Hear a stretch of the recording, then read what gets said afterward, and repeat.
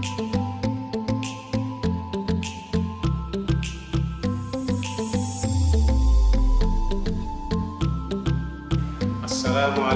warahmatullahi wabarakatuh. Anak-anak, selamat berjumpa dalam pelajaran Bahasa Indonesia kelas 1. Semoga Bapak jumpai anak-anak semua dalam keadaan sehat walafiat, tidak ada kekurangan sesuatu apapun. Pada pagi hari ini kita akan belajar masih tentang teks LHO, yaitu tentang ciri-ciri kebahasaan teks LHO. Tapi sebelumnya kita mencoba untuk mengingat kembali ciri teks LHO yang sudah kita pelajari pada 2 pertemuan sebelumnya.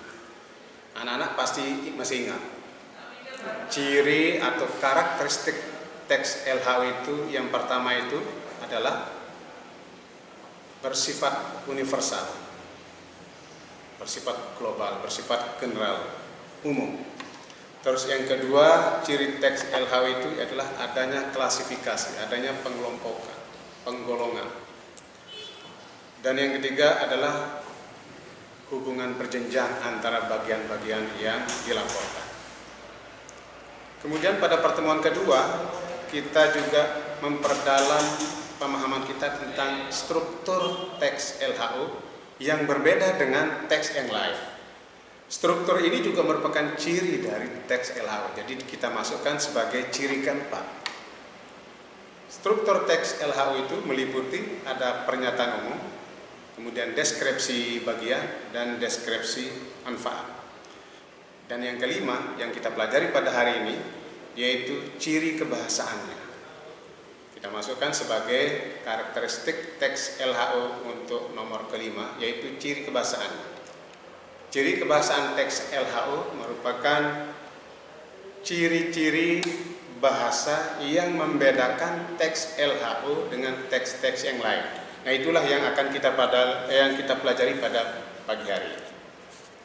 Jika anak-anak sudah meminjam buku, sudah mempelajari teks LHO, pasti anak-anak sudah tahu bagaimana ciri teks LHO dibandingkan dengan teks-teks yang lain.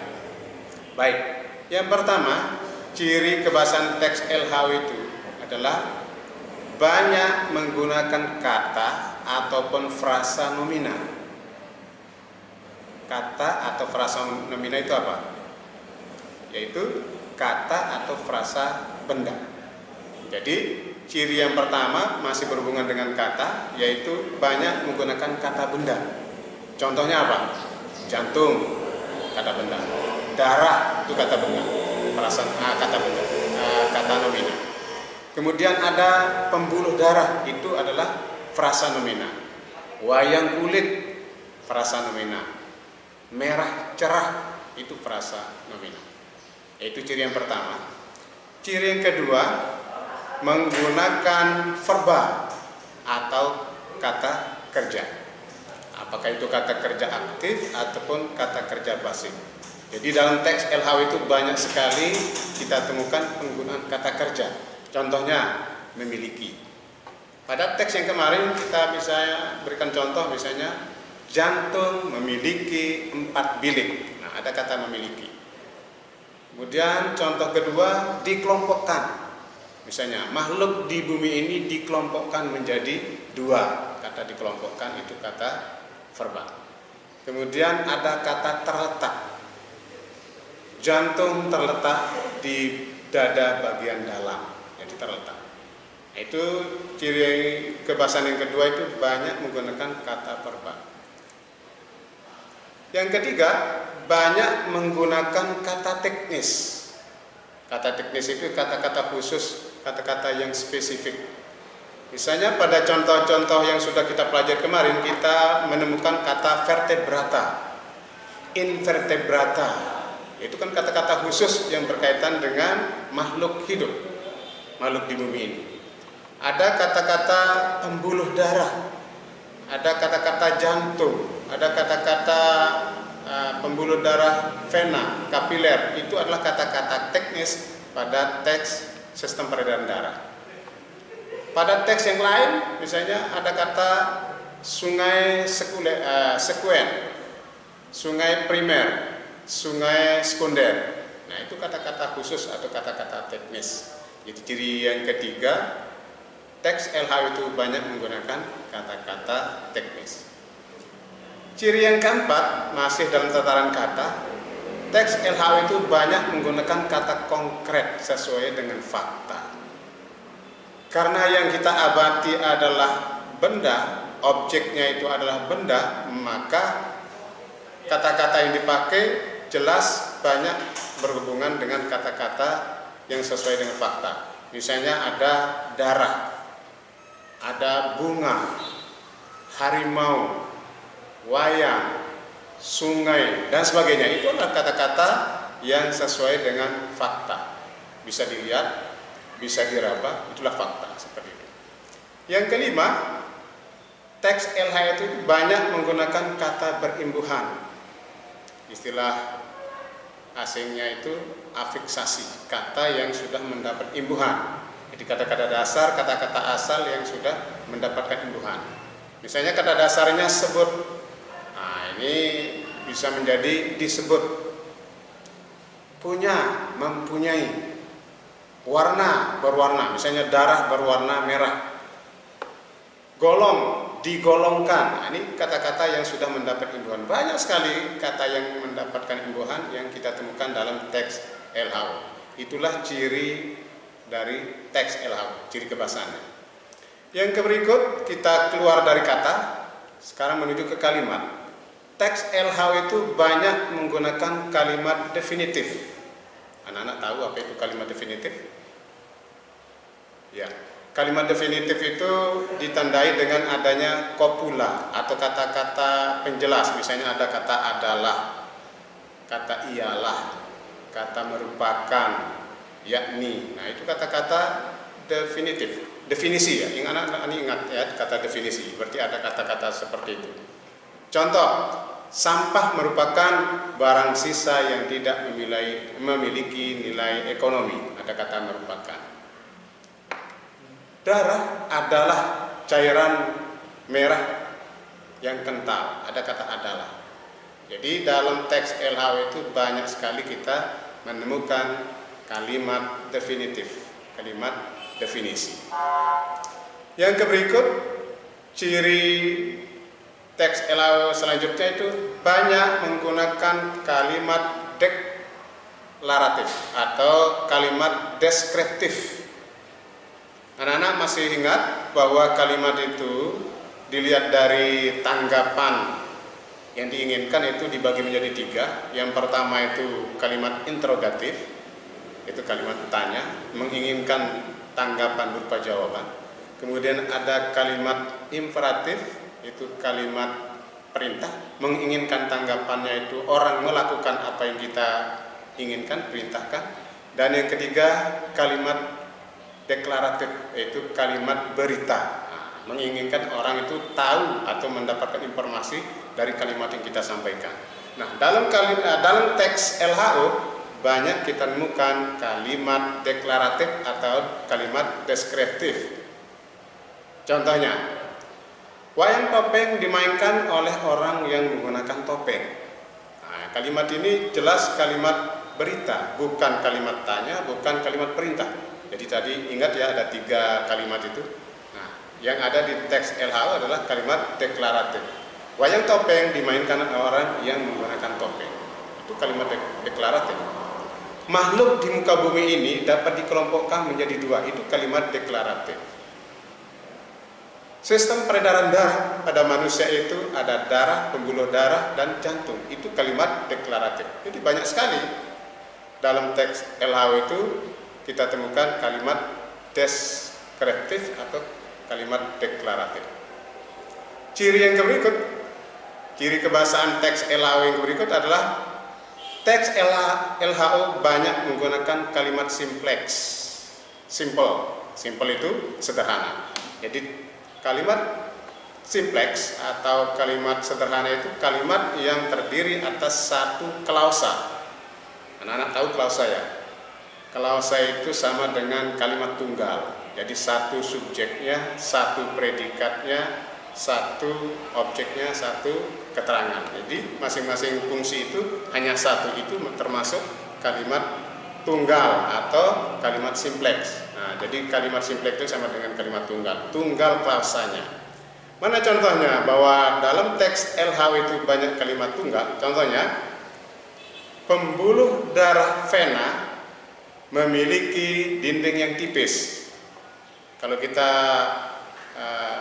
analisis strukturnya, kita temukan pembuluh darah vena itu subjek, satu subjek, memiliki predikat, satu predikat, dinding yang tipis itu objek, satu objek. Jadi di sini unsur-unsurnya hanya satu, tunggal.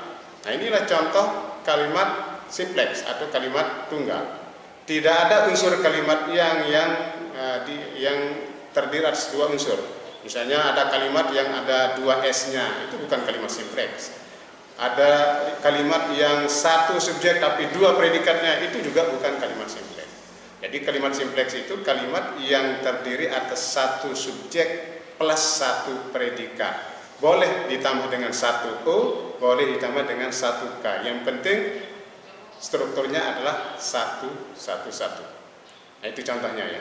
Contoh yang kedua, kalimat simplex ini misalnya kelelawar merupakan hewan unik. Kelelawar itu subjek, satu. Merupakan predikat, itu juga hanya satu. Hewan unik, pelengkap, itu hanya satu.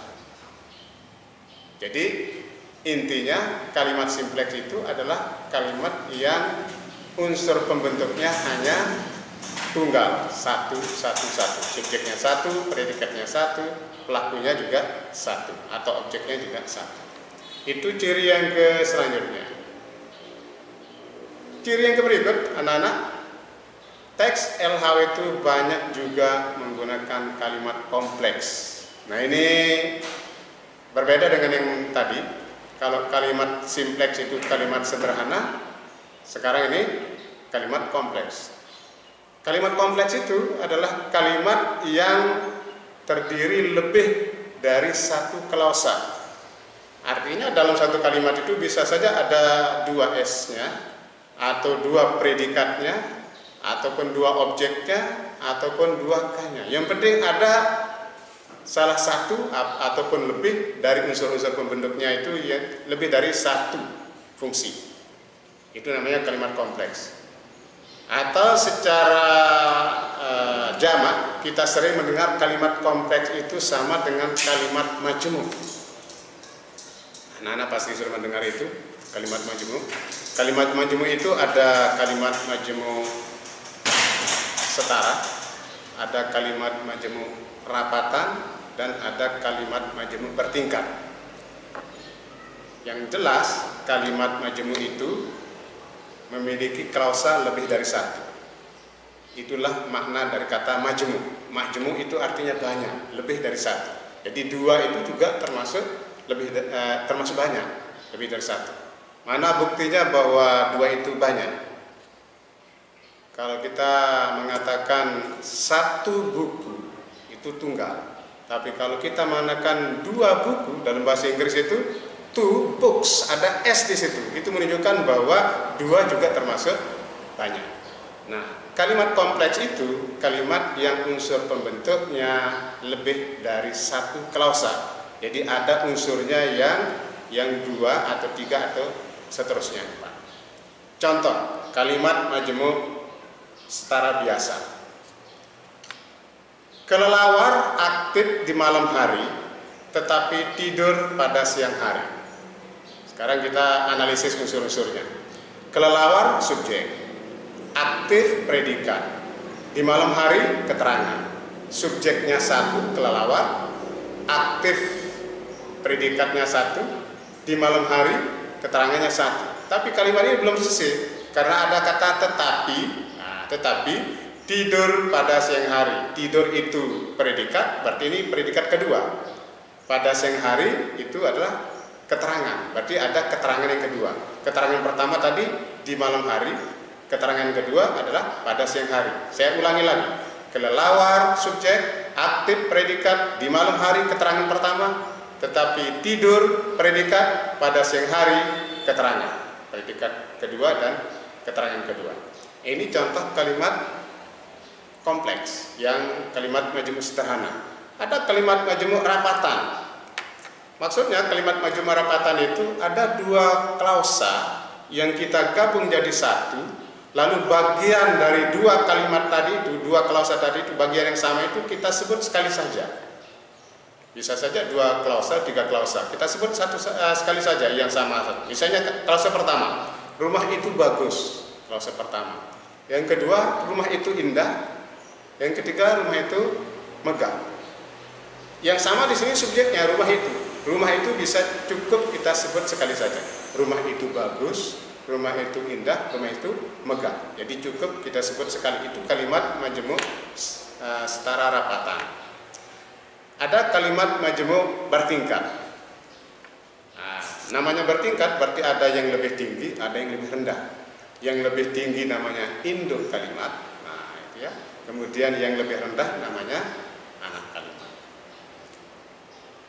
Apakah anak kalimatnya itu di depan, anak kalimatnya di belakang? Tidak apa-apa. Tapi dengan catatan cara menulisnya harus berbeda. Jika anak kalimat itu berada di depan, maka harus diikuti oleh koma.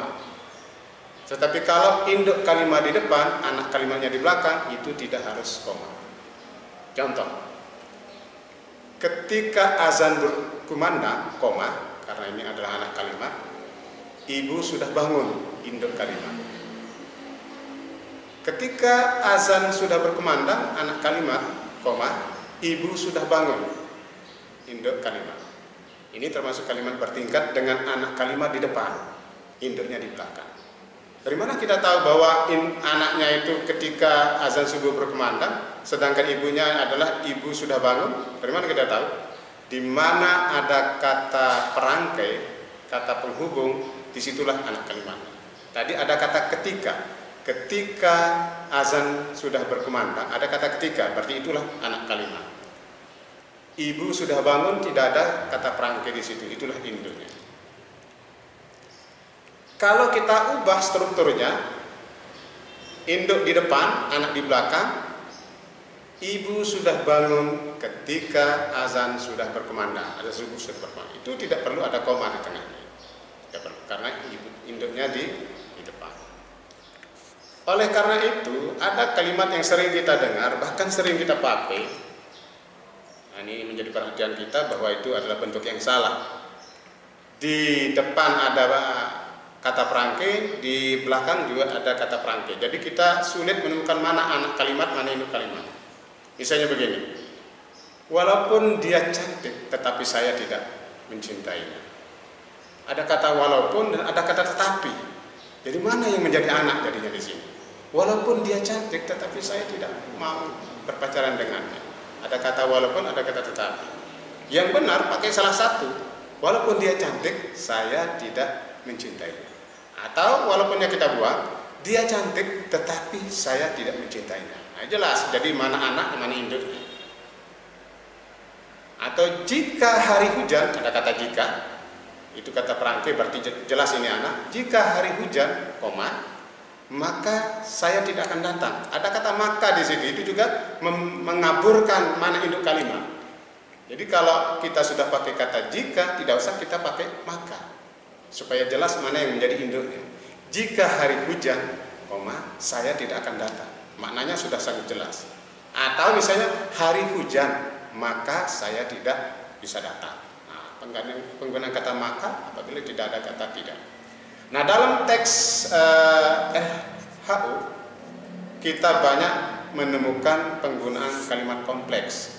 Ingat, kalimat kompleks tadi itu kalimat majmuk. Ada kalimat majmuk setara, ada kalimat majmuk rapatan, dan ada kalimat majmuk bertingkat. Saya berikan contoh yang lain, satu lagi anak-anak. Jantung merupakan organ yang tebal, berotot, dan mempunyai 4 bilik. Kalimat ini termasuk kalimat kompleks, terdiri atas 3 klausa. Ada 3 S di sini, ada 3 P. Jantung subjek merupakan predikat.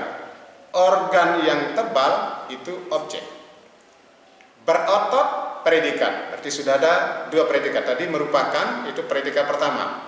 Berotot, itu predikat kedua. Dan mempunyai, itu predikat yang ketiga. 4 bilik. Jadi jelas kalimat yang singkat ini, yang pendek ini, merupakan kalimat yang kompleks. Saya bacakan, jantung merupakan organ yang tebal, itu klausa pertama.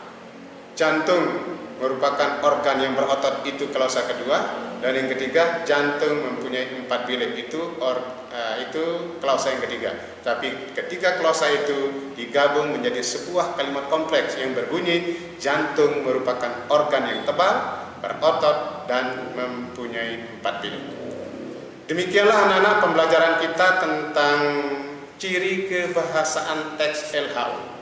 Saya persilakan anak-anak untuk membaca semua bab 1 ya, bab 1 semua penjelasan tentang teks LHU. Bagi anak-anak yang sudah memegang buku paket, silakan pelajari bab 1 tentang LHU. Pahami baik-baik, pelajari dengan sungguh-sungguh. Jika ada yang perlu didiskusikan, jika anak-anak ada keraguan, anak-anak belum paham betul tentang teks LHU, silakan anak-anak mengajukan pertanyaan ke WA saya. Jadi untuk pelajaran kita kali ini, tugas anak-anak itu yaitu mempelajari atau membaca bab 1 buku paket tentang teks LHU. Tugas ini tidak perlu dikumpulkan. Jadi cukup anak-anak memahaminya, mempelajarinya. Saya tidak tahu apakah minggu depan kita akan ulangan atau tidak. Yang penting anak-anak mempelajarinya dengan sungguh-sungguh. Demikian pertemuan kita pada hari ini. Mudah-mudahan bermanfaat. Billahi taufiq wal hidayah. Wassalamualaikum warahmatullahi wabarakatuh.